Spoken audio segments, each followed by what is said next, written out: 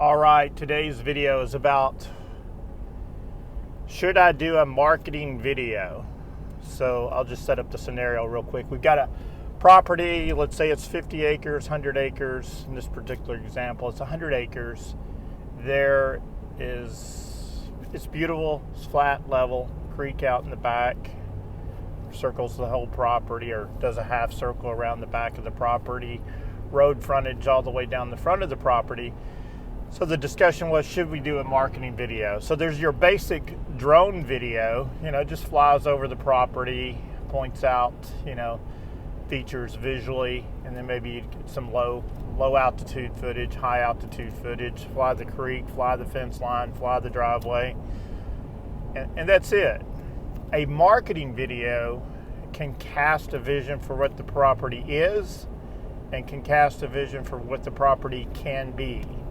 And that's difficult to do in just a basic video. A marketing video can tell a story, and a couple ways you can set that story up. The first way is, build an outline for the marketing video, and then build those things into the video, preferably before you shoot the video. But a lot of times we do this after we shoot it and then build the story. So you can, for example, you can use sound effects. So in a basic video, there's just maybe some music.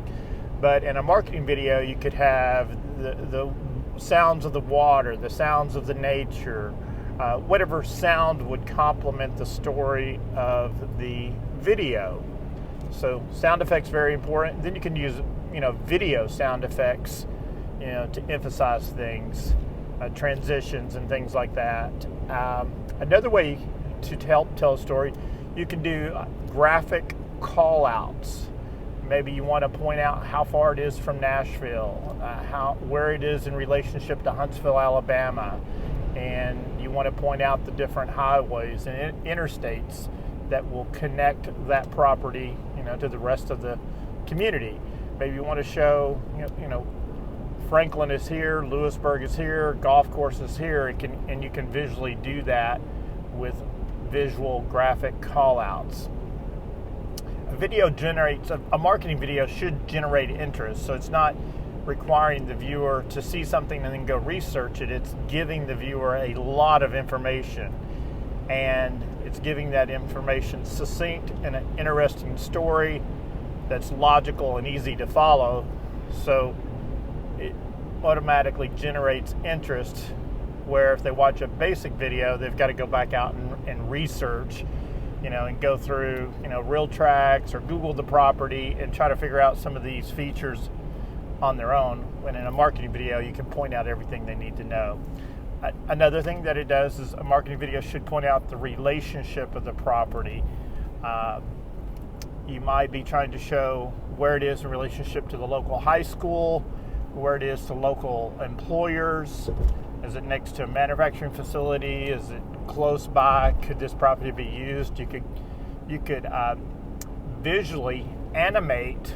If you're going to turn the property into a neighborhood, you could animate, a neighborhood coming up out of the video to show that it has that potential. You could show how the property could be sectioned off in tracts and sold in tracts. So all of that could be told in the video. So that's the difference between a basic flyover drone video and a basic,